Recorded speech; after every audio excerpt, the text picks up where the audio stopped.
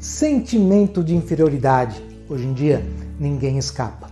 Tem a disputa para ver quem pega quem fica com a pessoa mais bonita, mais sarada, mais troféu. O mercado, então, desafia cada um de nós a ser campeão, a estar sempre no pódio, sobrepujar toda e qualquer concorrência.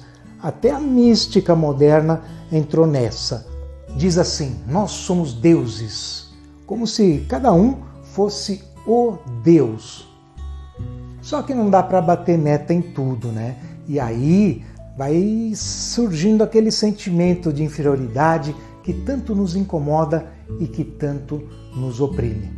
E com o tempo, a gente vai exaurindo, esfriando, funcionando por funcionar, como aconteceu com o protagonista deste livro aqui, Crime e Castigo, que termina num campo de trabalho na Sibéria, decepcionado por aquilo que ele não foi. O autor, Fyodor Dostoiévski, fazem uns 160 anos, previu exatamente o que a gente está passando e vivendo e sofrendo sob tanta pressão nestes dias. E ele foi tão agudo na sua percepção deste drama humano que ele serviu de referência a Freud e a outros tantos pensadores importantes. Se por um lado o Dostoiévski identifica o nosso problema, por outro, ele aponta uma solução. E é por isso que literatura faz bem. São 5 segundinhos de vinheta. Fica aí que a gente já volta.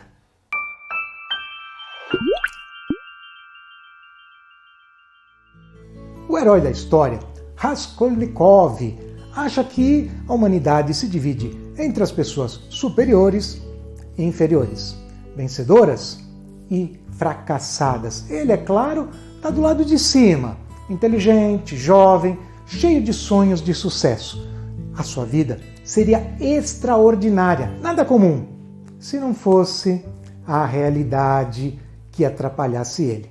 Pobre, foi obrigado a abandonar a faculdade, a mãe e a irmã se esforçam numa cidadezinha do interior para manter o rapaz num grande centro, São Petersburgo, e mesmo assim, Raskolnikov mora muito mal, se alimenta muito mal, se veste muito mal.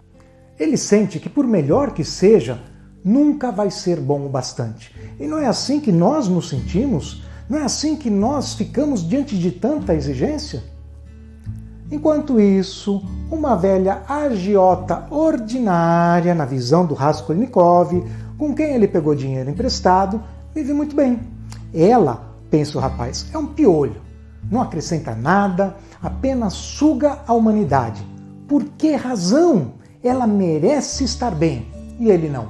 Pior ainda, ela não tem a visão de mundo que ele tem, ela não possui os mesmos valores elevados. Por que ela merece viver? Não seria melhor que gente assim, que pensa diferente da gente, que atrapalha o progresso da civilização, não seria melhor se morresse de uma vez? Imagina, se gente assim saísse do nosso caminho, que mundo maravilhoso nós teríamos. Era isso que se passava na cabeça do rapaz, do Raskolnikov. Ele não devia simplesmente competir para ser superior. Ele tinha que eliminar a concorrência. Tem pessoas que fazem isso somente com a língua, com jogo de intrigas, com a puxada de tapete. Mas o Dostoiévski quer revelar que este mal é muito mais concreto, é muito mais contundente e ele quer entrar nessa realidade aqui dentro. Ele quer mostrar o quanto ela nos dilacera no dia a dia, instante a instante. Raskolnikov vai até a velha Jota, dá uma desculpa, entra no apartamento dela e mata a velha a sangue frio, a golpes de machado. Rouba algumas joias que estavam penhoradas com ela e se prepara para ir embora. Quando chega a irmã da vítima, uma mulher de uns 35 anos, desgastada pelo sofrimento, um tipo que ajuda todo mundo, dessas que costumam se doar. O rapaz não vê alternativa, mata a coitada também. Mas nós estamos falando aí de meados do século XIX. Não tem investigação forense, impressão digital, DNA, nada disso.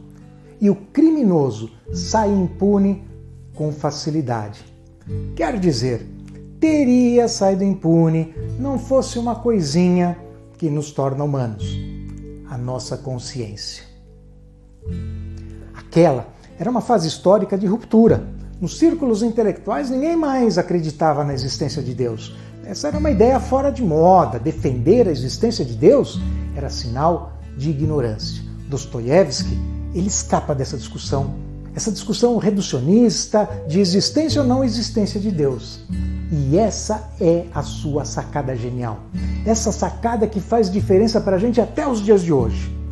Um tempo depois, Nietzsche, inclusive, que se inspirava em Dostoiévski, ia traduzir isso na seguinte afirmativa: Deus está morto. Se para os intelectuais Deus não existe, para as massas ele existe, mas não está mais conosco.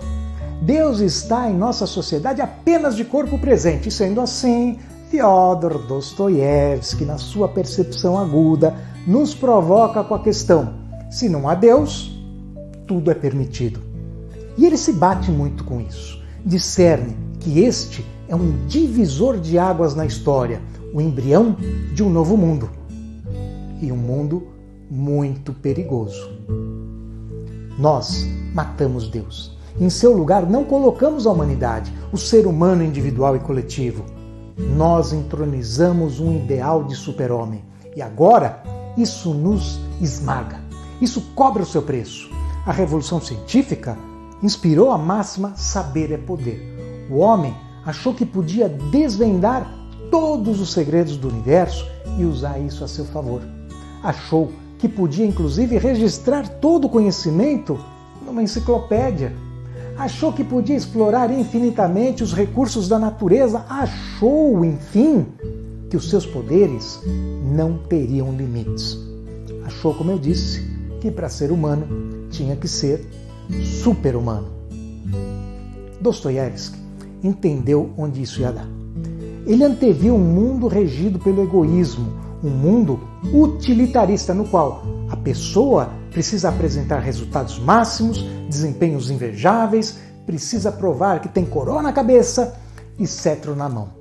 Você, neste mundo, não tem valor por ser quem é, conforme Deus te fez. O seu valor é medido pela sua performance.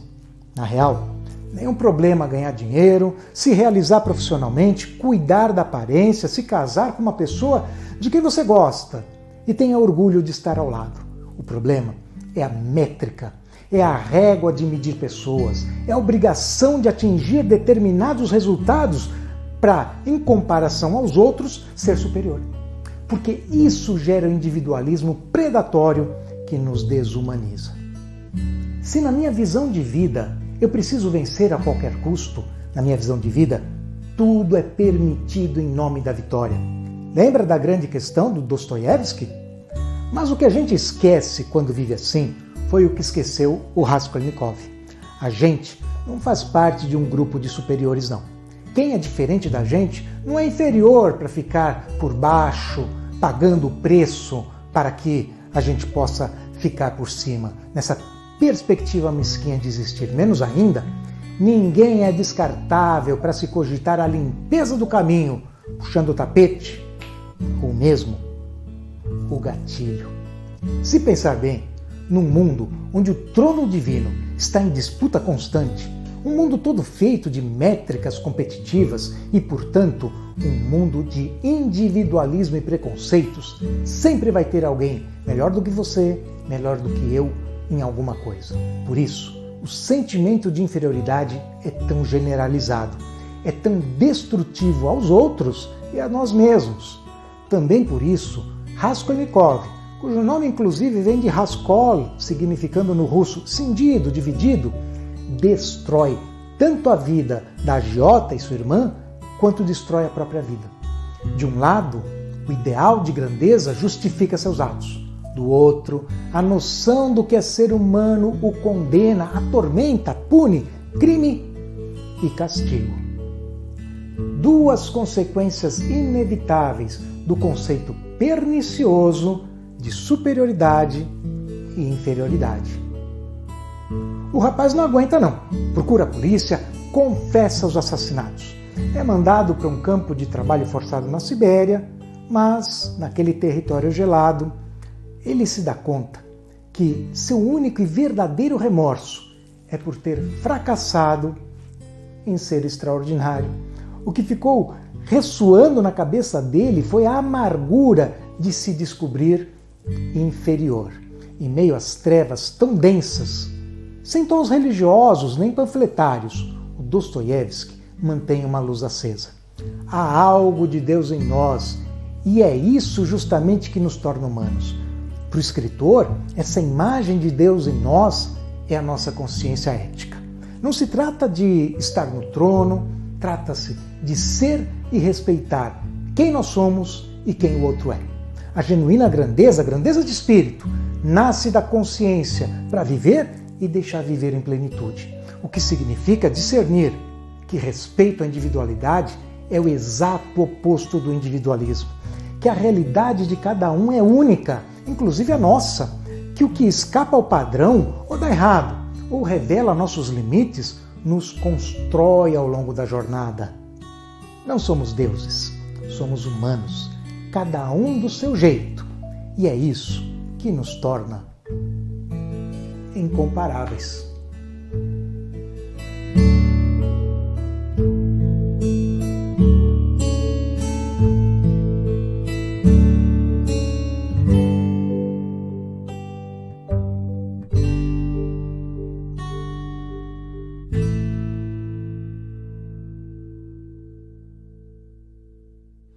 Financiamento Procultura. Governo do Estado do Rio Grande do Sul. Novas façanhas na cultura.